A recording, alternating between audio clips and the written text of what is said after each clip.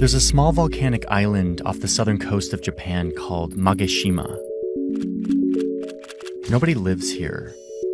But here's footage from January 2023 of construction workers arriving to this island. Their task is to build a couple of runways on the island and some storage facilities for ammunition. The Japanese government has been paying local fishermen to stay away from this island. That's because they're turning it into a military base.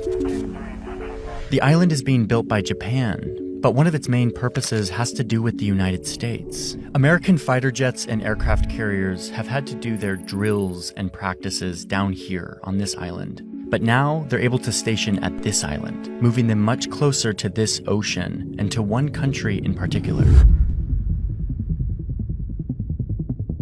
Mageshima is just one of many islands that are being loaded up with military hardware, most of it coming from the United States. It's part of this chain of militarized islands, an effort of defense or aggression, depending on how you look at it. It's a line that centers on Taiwan, and it's what one official was referring to when they said that 2023 is likely to stand as the most transformative year in U.S. force posture in this region in a generation. This line is a symbol of the rising tensions between global superpowers, and I want to show you why this is happening now and what it means for the future of this conflict. Okay, so this document from the US Department of Defense focuses a lot on China. The DoD says that China, quote, remains our most consequential strategic competitor for coming decades. Why? Because, the Pentagon says, China is bullying its neighbors to, quote, reshape the region and the international system to fit its authoritarian preferences. Now, remember that the United States, who spends loads on its military, has set the rules for our global order, how we trade, what political systems we favor, who participates in the system, and now we see a country that wants to dethrone them, to create a new system based on other values and other rules. And what scares the US military is that China is rapidly modernizing and expanding their military. China's military is growing incredibly fast. Like, they deploy the equivalent of an entire new British Navy every 4 years. Every 4 years is like new British Navy, like new Royal Navy every 4 years. Yeah, they're just growing very quickly. This report is concerned about China's growing strength and military footprint. How China is coercing its neighbors, disregarding ocean boundaries, testing missiles, bullying fishing vessels in other countries' waters, building islands and military bases on those islands, and flying over other countries' airspace. And especially in Taiwan, the island that China claims as their own and where the globe gets nearly all of their advanced microchips. The point is, Taiwan is an incredibly important island for the United States. All of this together makes China, quote, the only country that has the intent and power to actually challenge the US-led global order and rewrite global rules and norms, something the US has gotten really comfortable doing over the last 70 years. So this is why the US considers China the most consequential strategic competitor for coming decades. And they've created a plan to respond. And in their words, we cannot delay. They give themselves this 10-year window to implement some major changes. And this is what it looks like. Okay, first things first. The US military is already very present in Asia. We've got about 8,000 troops in Guam. We've got over 100 bases in Japan with about 21,000 American troops on the mainland and another 24,000 stationed down here on the Japanese island of Okinawa. Go up to South Korea and you'll find 22,000 US troops. And then you've got the US Navy who operates out of this port in Singapore. This has been the status quo in Asia for decades. And it has been the way that the US has ensured security for its allies. And it's kind of mostly worked to help secure American interests and deter conflict. The US has maintained strong alliances in this region. And frankly, the Pentagon has kind of been distracted with other things. 2 wars that happened in the Middle East over the past 20 years. My fellow citizens, my fellow citizens, my fellow citizens. But as those conflicts wind down, and as China militarizes, the Department of Defense says that this status quo, all of these troops in Asia, it's not enough. They talk about this new kind of deterrence. Integrated deterrence. The only kind of military posture that will actually keep China at bay. And this is what it looks like. The smallest part of the strategy has to do with American bases. They're going to reopen a base in Guam and move some troops there. But the majority of this strategy has to do with American allies in Asia.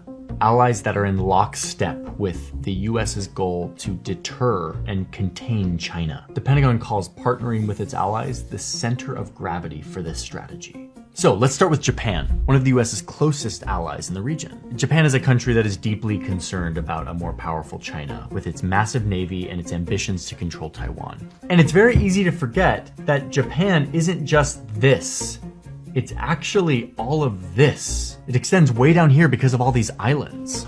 These islands curve nicely all the way down till they hit Taiwan. All of these are Japanese islands. I mean, if you look at Japan's national defense strategy translated into English, you will see something that looks strikingly similar to what the Pentagon released. They're both really freaked out about China, and they both are ready to act in lockstep to deter a more aggressive China in the region. So Japan, which is formerly a pacifist nation without like a huge military, is actually planning to double their defense spending. They're spending way more on buying weapons than they ever have before. And 97% of those weapons are coming from the United States. The island chain strategy continues down here with the Philippines, close to Taiwan and close to the South China Sea. The US knows that it needs to bolster its presence here, but it's not as straightforward as it is in Japan.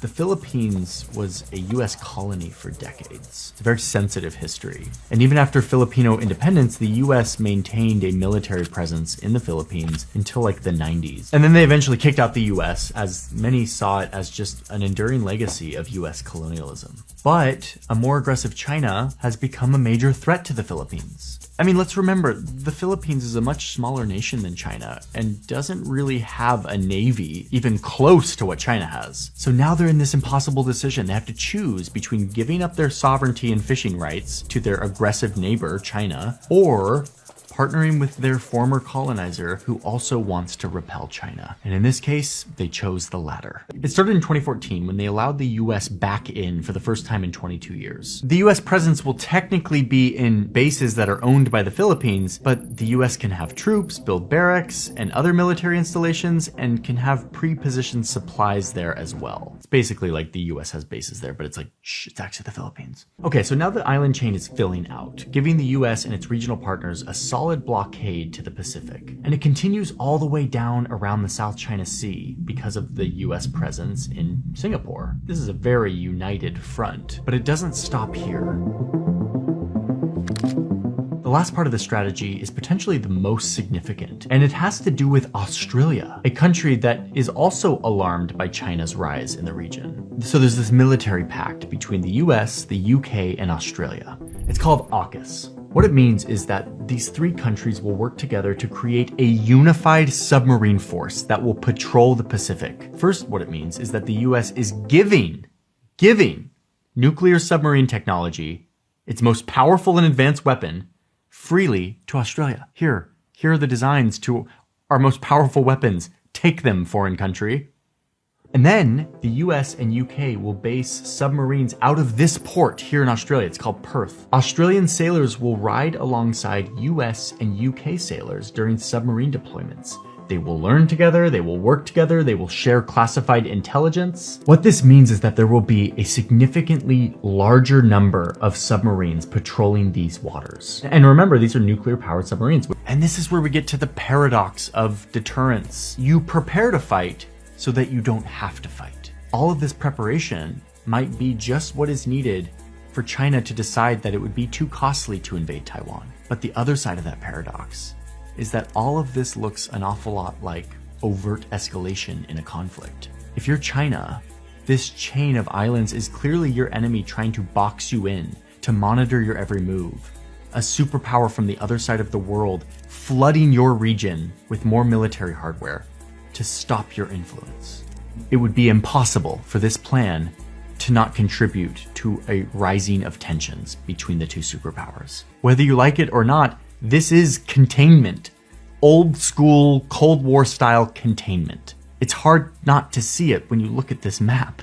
And the Chinese foreign minister said that it would literally be impossible for China to not fight back, to take a move that retaliates against this move. Which means that if the US and its allies aren't careful with all of this, it may send a signal to China that now is the time to invade Taiwan, before all of this plan can fully be implemented. In that sense, this strategy could provoke the very conflict that it is trying to deter.